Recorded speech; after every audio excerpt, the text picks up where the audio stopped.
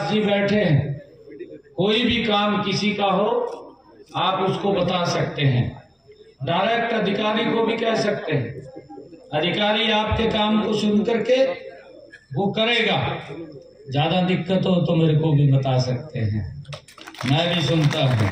बुजुर्ग हैं, 70 साल के ऊपर के बुजुर्ग को कोई भी है और वो कहीं पर भी देश में रहता है, अगर उसको कोई दिक्कत बीमारी आ जाती है, चाहे हमारी 70 साल से ऊपर की माता है, चाहे बुजुर्ग है, कोई भी है, अगर उसको कोई दिक्कत या बीमारी आ जाती है तो उसके इलाज की चिंता परिवार को नहीं, उसके इलाज की चिंता नरेंद्र मोदी और हरियाणा सरकार को है। उसको कोई पैसा नहीं लगेगा, उसका 5 लाख रुपए का अलग से आयुष्मान कार्ड देने का काम ये हमारी सरकार कर रही है। उसके लिए रजिस्ट्रेशन कर सकते हैं, रजिस्ट्रेशन करके उसका आयुष्मान कार्ड ले सकते हैं। कोई भी बुजुर्ग है उसको कोई दिक्कत परेशानी नहीं आने देंगे।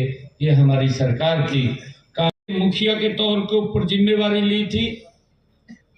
मैंने देखा ये हुड्डा साहब तो बोलते रहते थे ना, कांग्रेस के लोग 100 गज के प्लाट की, ना किसी को कागज दिया ना कब्जा दिया, लोग चक्कर काटते रहते थे।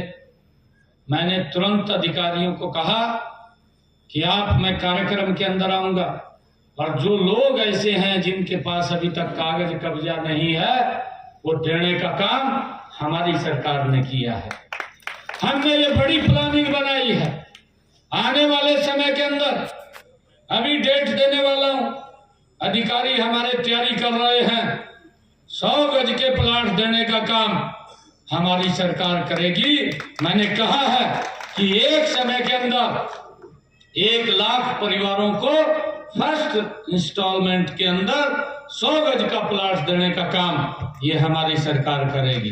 भाई उसके लिए हम पूरी प्लानिंग कर रहे हैं, ताकि जिसके पास मकान बनाने के लिए जमीन नहीं है उसको हम 100 गज का प्लाट देंगे।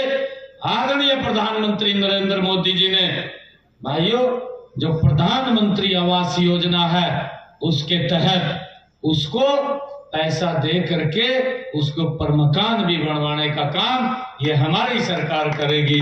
भाइयों लगा दी, लोग कहने लगे, कहा 2029 में, मैं आज कह रहा हूं ये लोगों की बात है, ये हमारी बात नहीं है। 2029 के अंदर भी 4थी बार भारतीय जनता पार्टी की सरकार बनेगी, ये लोग बोल रहे हैं आज।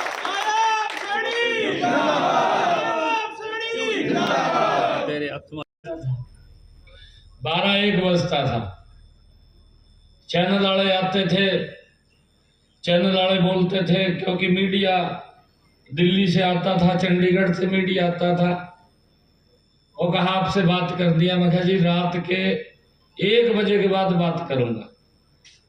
हर रोज 1 चैनल वाला 2 चैनल वाले आते थे, रात को 1 बजे से लेकर के 2-2:30 बजे तक मैं उनसे बात करता था और फिर सुबह उठ करके 7 बजे मैं गांव में पहुंच जाता था। जब मैं गांव के अंदर जाना शुरू हुआ, मैं धन्यवाद करता हूं लाडवा के लोगों का, तो उन्होंने कहा आपके रहने यहाँ आने की जरूरत नहीं है, यहाँ तो हम अपने आप देख लेंगे, आपका प्रदेश देखो। आज आप सबका धन्यवाद करने के लिए मुझे आने का अवसर मिला है।